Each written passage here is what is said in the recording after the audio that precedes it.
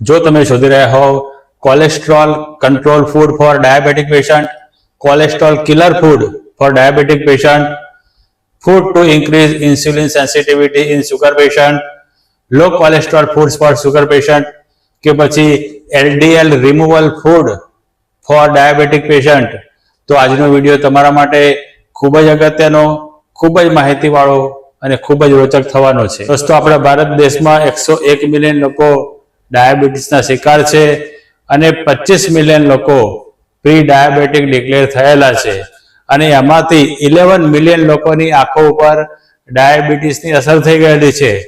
ત્યારે આપણે ભારતમાંથી ડાયાબિટીસને હરાવવો જ પડે અને ડાયાબિટીસને હરાવવા માટે હેલ્થ કેમ્પસનું મિશન છે હરાવો ડાયાબિટીસને. જ્યાં દોસ્તો હરાવો ડાયાબિટીસને મિશનમાં તમે સામેલ થઈ જાઓ અને 101 મિલિયન લોકોની સાથે સાથે તમારું ડાયાબિટીસ પણ રિવર્સ કરવામાં હેલ્થ કેમ્પસને સાથ આપો. તો ચલો દોસ્તો, શરૂ કરીએ. આજના વિડીયોમાં આપણે જોઈશું કે ડાયાબિટીસમાં કોલેસ્ટ્રોલને કંટ્રોલ કરવું કેમ ખૂબ જ નિર્ણાયક છે.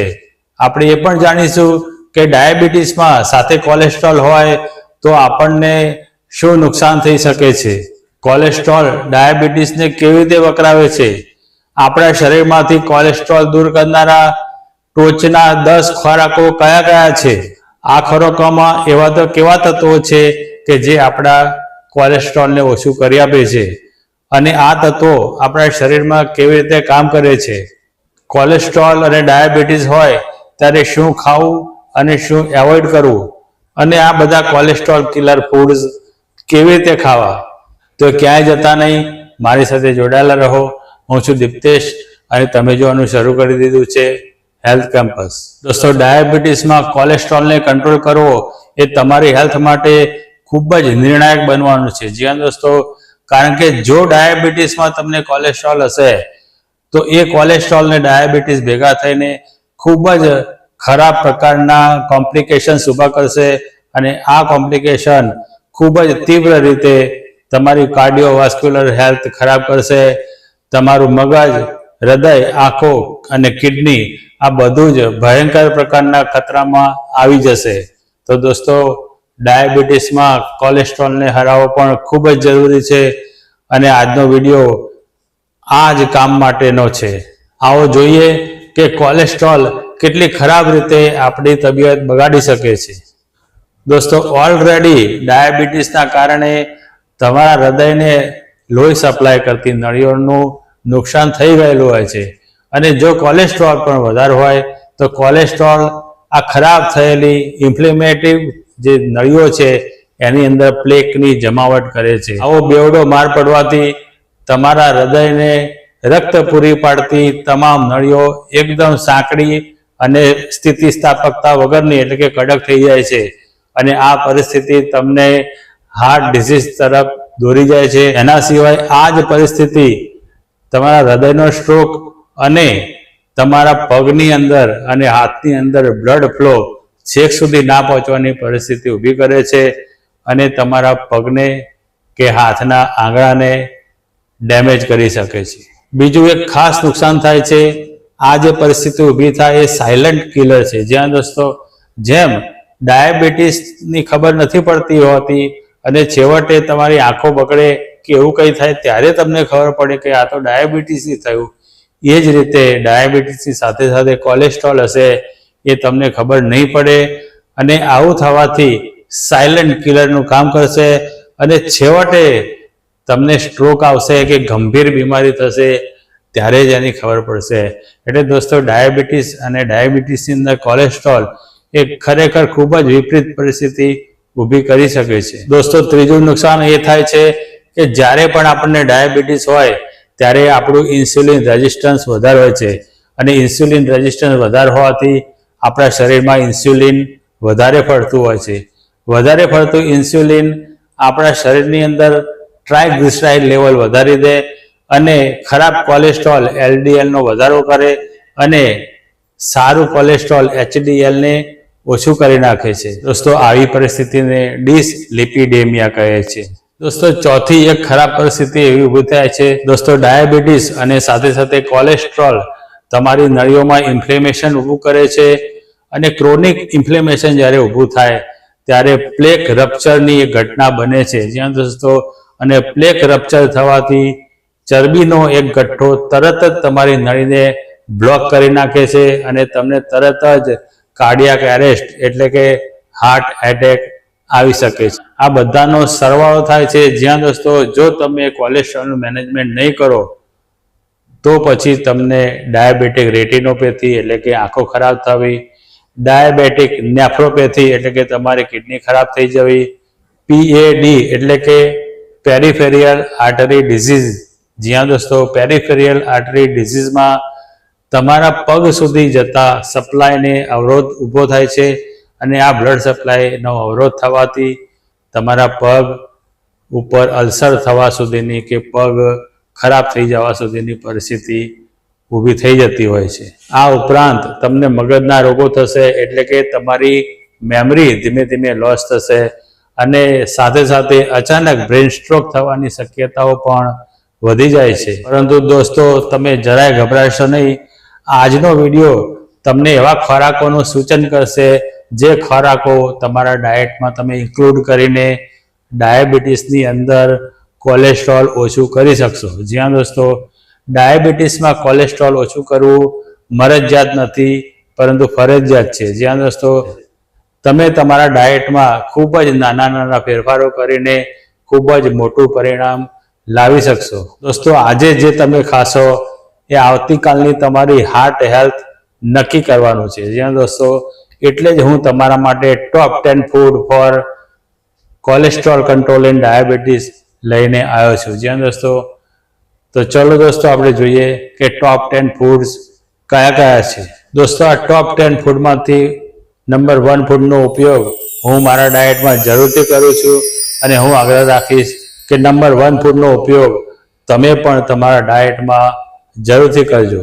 દોસ્તો ડાયાબિટીસમાં તમારા કોલેસ્ટ્રોલને કંટ્રોલ કરનારું 10મું ફૂડ છે હળદર. જ્યાં દોસ્તો હળદર એન્ટી ઇન્ફ્લેમેટરી એન્ટીઓક્સિડેટિવ હોય છે અને તમારી લોહીની નળીઓને સાફ કરવામાં ખૂબ જ મોટી મદદ કરશે અને એના લીધે તમારી નળીઓમાં પ્લેક નહીં જામે અને તમે કાર્ડિયોવાસ્ક્યુલર બીમારીઓથી બચી શકશો. સાથે સાથે હળદર સીધી રીતે કોલેસ્ટ્રોલને અસર કરે છે અને કોલેસ્ટ્રોલ ઓછું કરી આપે છે.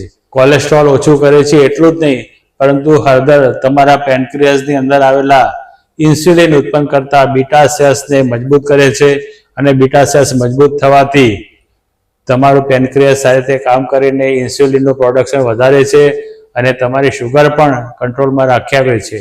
એટલે દોસ્તો હળદર એ તમારા માટે ખૂબ જ ઉપયોગી પદાર્થ છે. હળદરનો મેક્સિમમ બેનિફિટ લેવા માટે તમારે હળદરને સવારે મોર્નિંગમાં હેલ્ધી ડ્રિંક તરીકે ગરમ પાણીમાં અડધી ચમચી હળદર નાખીને લેવાની હોય છે. દોસ્તો હળદરની આ બધી જ ચમત્કારિક અસરો કુર્કુમિન નામના તત્વોમાંથી આવે છે. જ્યાં દોસ્તો હળદરમાં કુર્કુમિન હોય છે અને આ જ કુર્કુમિન તમને ચમત્કારિક અસરો આપે છે. દોસ્તો ડાયાબિટીસમાં તમારું કોલેસ્ટ્રોલને કંટ્રોલ કરવા માટેનું 9મું ફૂડ છે બેરીઝ અને આમળા. જ્યાં દોસ્તો આમળા એ આપણી દેશી બેરી છે અને વિદેશી બેરી બ્લૂબેરી, બ્લેકબેરી, સ્ટ્રોબેરી એ બધી બેરીઝ આવે છે. એટલે તમે આ બધી જ બેરીઝ જે આમળા સહિતની જો તમારા ડાયટમાં સમાવેશ કરો તો તમને ખરેખર કોલેસ્ટ્રોલમાં સારામાં સારી મદદ થઈ શકે છે. દોસ્તો આ બેરીઝ અને આમળામાં રહેલા વિટામિન સી અને બીજા એન્ટીઓક્સિડન્ટ તત્વો એન્ટી ઓક્સિડેટિવ કામ કરીને તમારો ઓક્સિડેટિવ સ્ટ્રેસ ઓછો કરશે અને ઓક્સિડેટિવ સ્ટ્રેસ ઓછો થવાથી તમારી લોહીની નળીઓમાંથી ઇન્ફ્લેમેશન ઓછું થશે અને તમને ખરેખર ખૂબ જ રાહત મળવાની છે. સાથે સાથે આ બેરીઝ અને આમળા ભેગા થઈને તમારા પેનક્રિયાઝ ઉપર પણ ખૂબ સારી અસર કરે છે અને ડાયાબિટીસમાં પણ ખૂબ સારી અસર કરશે. એટલે બેરીઝ અને આમળાનું આ જે કોમ્બિનેશન છે એ કોમ્બિનેશન તમને ડાયાબિટીસમાં અને કોલેસ્ટ્રોલમાં ખૂબ જ સારી અસર કરવાના છે. દોસ્તો આમળું ખાવું હોય તો સિઝનમાં તો સીધું એક આમળું ખાવું સારું અને જો સિઝન ના હોય તો આમળાનો પાવડર અથવા તો મીઠા વગરના સૂકવેલા આમળિયા કે આમળાનો જ્યુસ એવા બધા ઓપ્શન તમારા પાસે ઉપલબ્ધ હોય છે. બેરીઝની વાત કરીએ તો બ્લેકબેરી, બ્લૂબેરી, સ્ટ્રોબેરી એ તમને મોટા સ્ટોરમાંથી મળી જશે. અને એક હેન્ડફુલ એટલે કે તમારા હાથમાં સમાય એટલી જ બેરીઝ તમારે ખાવાની હોય છે. તો આ બંને પદાર્થોનો ઉપયોગ જો થઈ શકે તો તમે ચોક્કસ રીતે કરજો. ડાયાબિટીસમાં તમારું કોલેસ્ટ્રોલ ઓછું કરનાર 8મો પદાર્થ છે ગ્રીન લીફી વેજીટેબલ્સ, એટલે કે તમામ જાતની ભાજીઓ. જ્યાં દોસ્તો ભાજીઓની અંદર ફાઈબર ભરીને પડેલા છે, સાથે સાથે વિટામિન્સ, મિનરલ્સ અને એન્ટીઓક્સિડન્ટ તત્વોથી ભરપૂર હોય છે. દોસ્તો ફાઈબરના કારણે તમારી ભૂખ સંતોષાશે, તમને લાંબા સમય સુધી ભૂખ નહીં લાગે અને સાથે સાથે તમારું કોલેસ્ટ્રોલ કંટ્રોલ પણ કરી આપશે. સાથે સાથે ગ્રીન લીફી વેજીટેબલ્સમાં મેગ્નેશિયમ પણ હોય છે જે તમારી હાર્ટ હેલ્થ સારી રાખશે. આ રીતે ભાજી ડબલ રોલ અદા કરીને તમારું ડાયાબિટીસ અને કોલેસ્ટ્રોલ બંને કંટ્રોલમાં રાખવા માટે એક સશક્ત ખોરાક બની જશે. દોસ્તો ભાજીની સબ્જી તરીકે ખાઈ શકાય અથવા તો થેપલા કે એવી કોઈ પણ રેસીપીમાં ભાજી નાખીને પણ ખાઈ શકાય છે.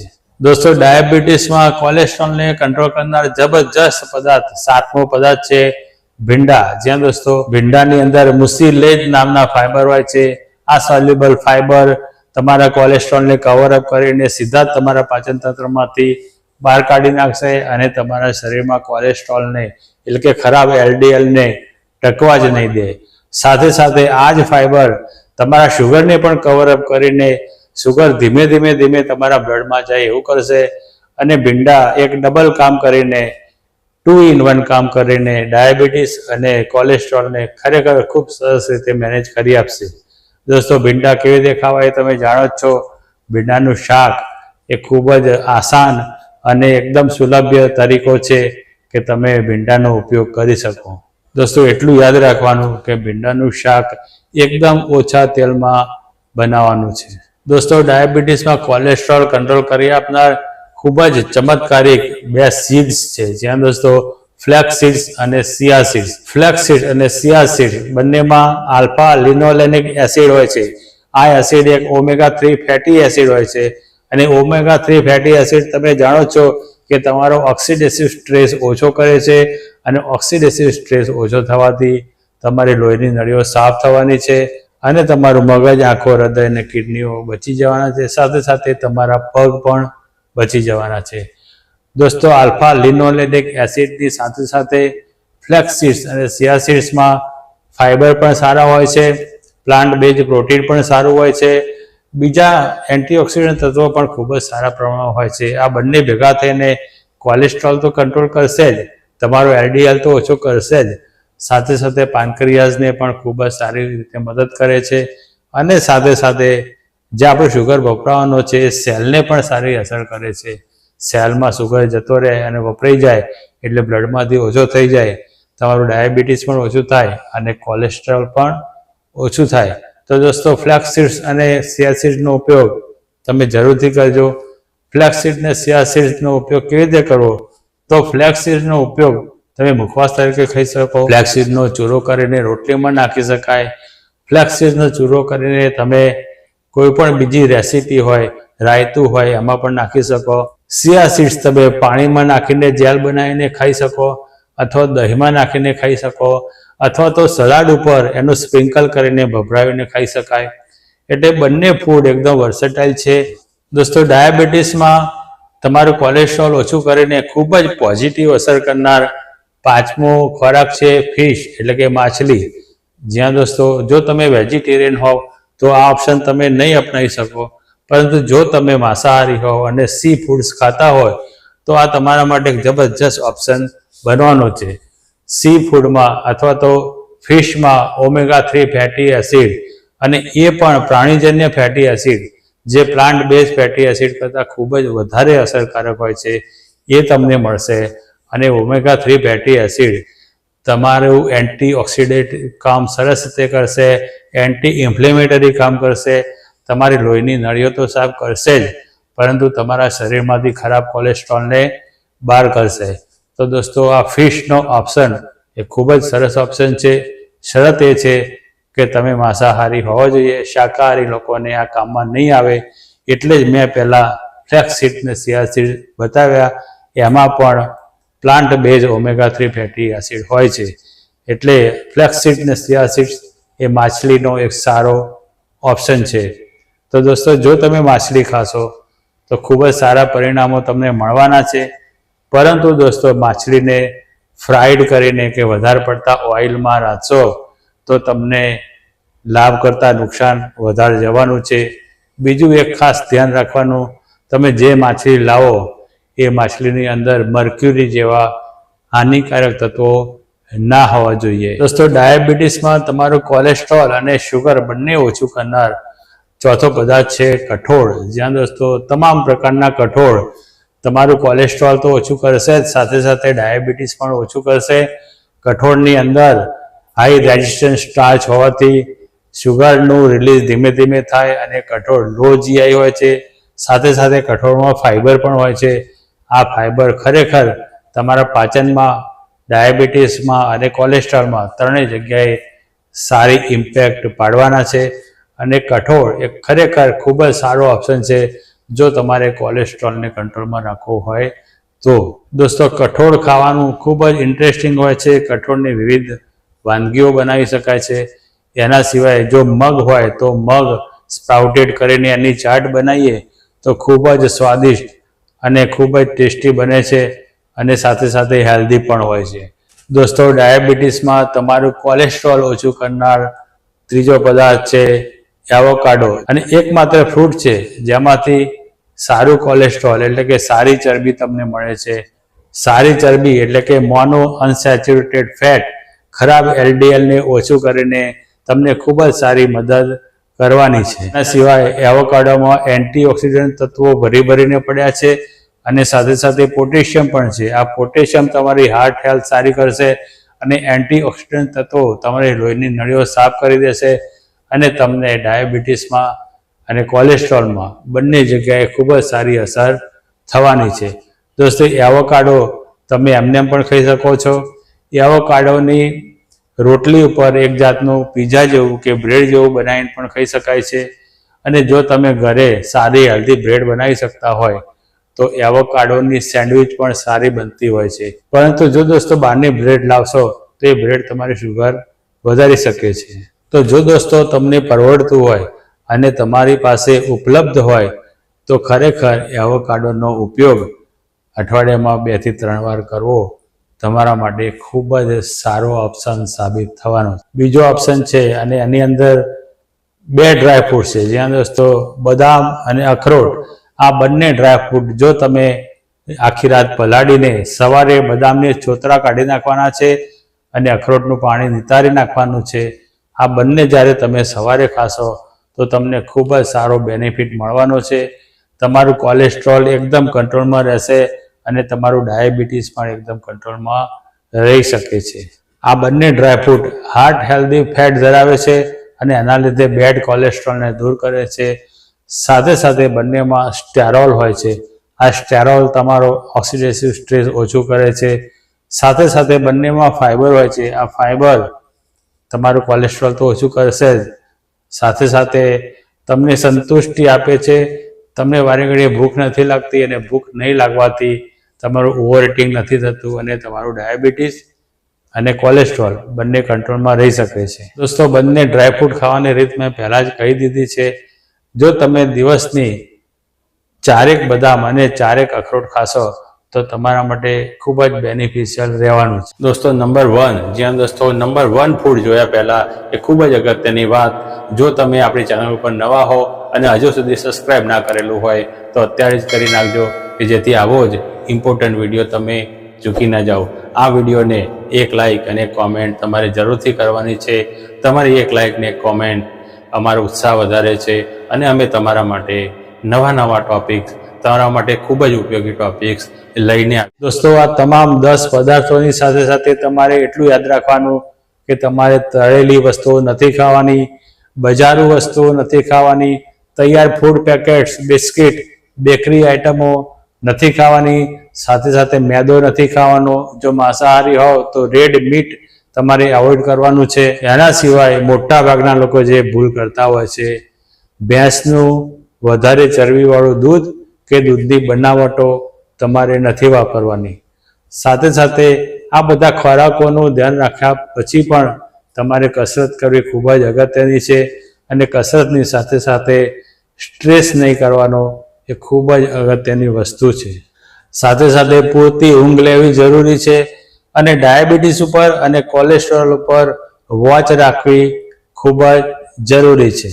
અને હવે દોસ્તો નંબર 1 ફૂડ જે ડાયાબિટીસમાં તમારું કોલેસ્ટ્રોલ ઓછું કરશે, જ્યાં દોસ્તો નંબર 1 ફૂડ છે ઓટ્સ અને જવ. જ્યાં દોસ્તો નંબર 1 મેં 2 ફૂડ અંદર લીધા છે, ઓટ્સ અને જવ, કારણ કે બંનેમાં બીટા ગ્લુકેન નામનો સોલ્યુબલ ફાઈબર હોય છે અને આ સોલ્યુબલ ફાઈબર તમારા એલડીએલ ને ચારે બાજુથી કવર અપ કરીને સીધો જ પાચન તંત્રમાંથી શરીરમાંથી બહાર કાઢી નાખશે અને તમારા શરીરમાં એલડીએલ ને ટકવા જ નહીં દે. દોસ્તો ઓટ્સ ને જવ કેવી રીતે ખાવા? તો દોસ્તો ઓટ્સ અને જવની રોટલી પણ બનાવી શકાય છે.